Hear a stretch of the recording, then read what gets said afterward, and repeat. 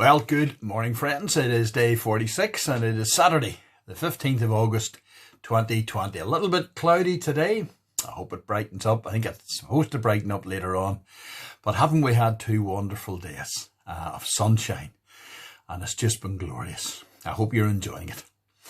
We're looking today at Philippians 3 and 12 to 21 under the title of Run the Race. The race, of course, being the race of life. In my teenage years, I know it was a long time ago, but believe it or believe it not, I was the fittest person in my class. I think I was about 9.5 stone at the time, something like that. I'm certainly not that now. But I easily won the school's cross-country races.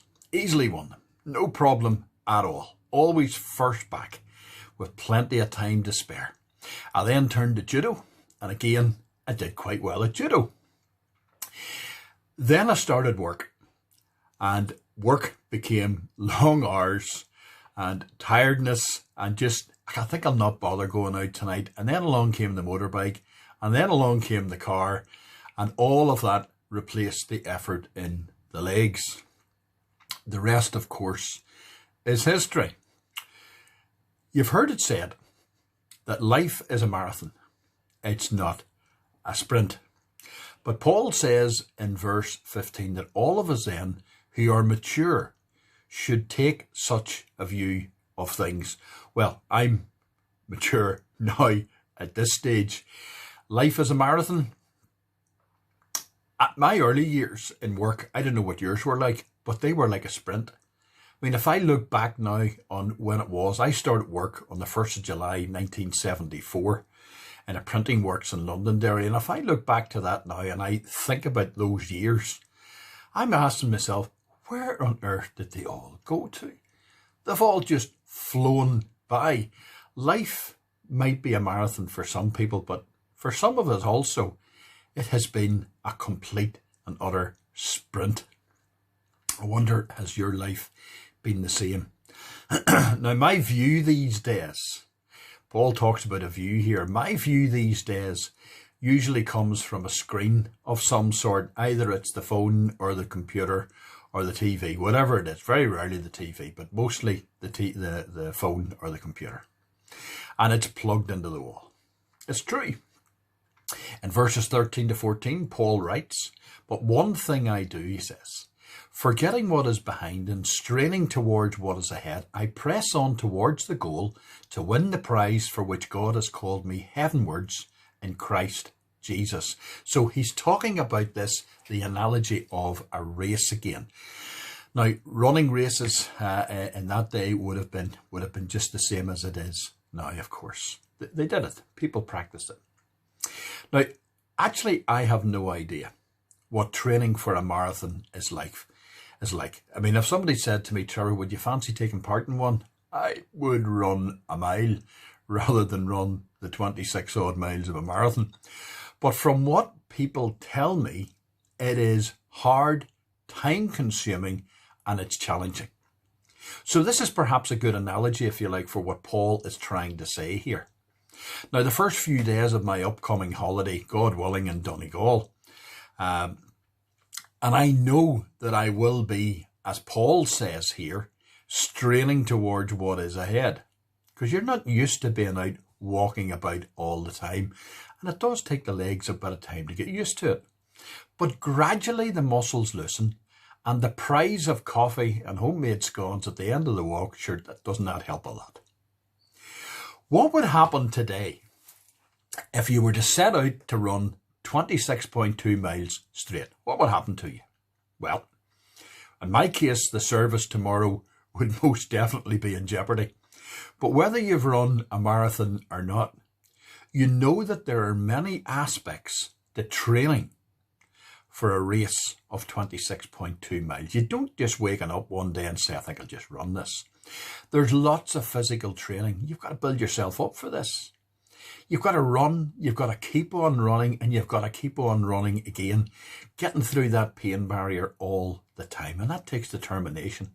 You start out in short distances. You run, you build up your endurance. You add on miles as the days go on and as you train.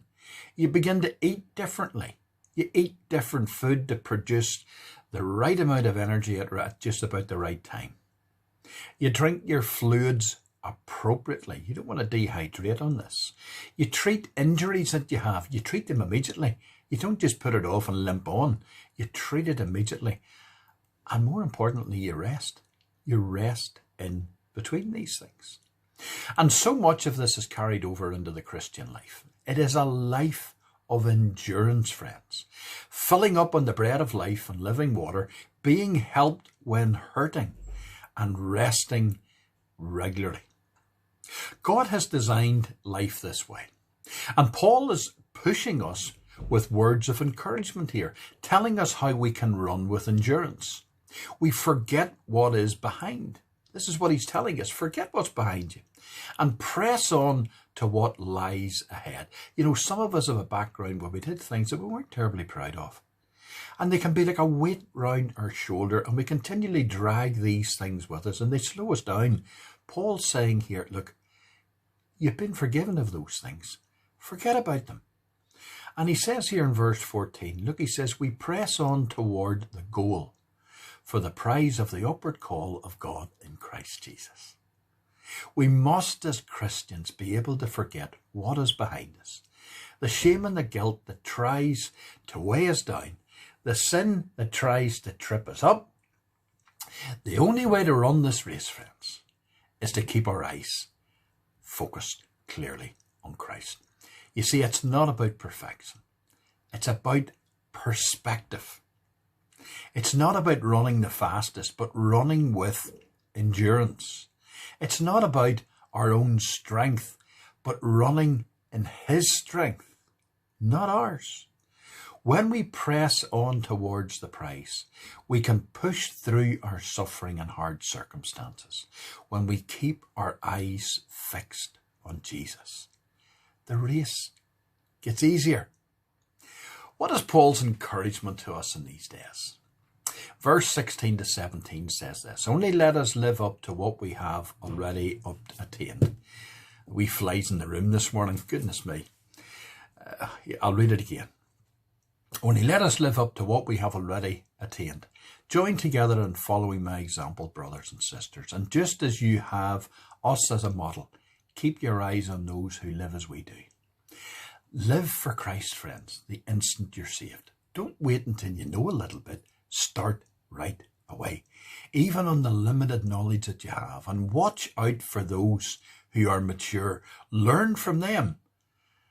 And we do that through fellowship together. Of course, there's a warning for mature Christians too as well. Others are watching us. Others are watching us in what we do. Friends, let's be good. Let's be good followers of Christ and let others see an example. Why do we need to be reminded to endure and fix our eyes on the prize? Well, verse 20 says this, but our citizenship is in heaven. How is your fitness for the things of God in these strange COVID-19 days, when church is either from a car or from a computer? Have you maybe lost sight of Christ a little bit? The writer to the Hebrews says this, to each and every one of us, young in the faith or mature in the faith. Hebrews 12, 1-2. Therefore, since we are surrounded by so great a cloud of witnesses, let us also lay aside every weight and sin which clings so closely, and let us run with endurance the race that is set before us, looking to Jesus, the author and perfecter of our faith, who for the joy that was set before him endured the cross, despising the shame, and is seated at the right hand of the throne of God. My friends, what was the joy that was set before him? The joy that was set before him, friends, was that he would present you and me, his children, to his Father and say, these are the people that I died to save. My friends, the Lord bless you real good this Saturday morning.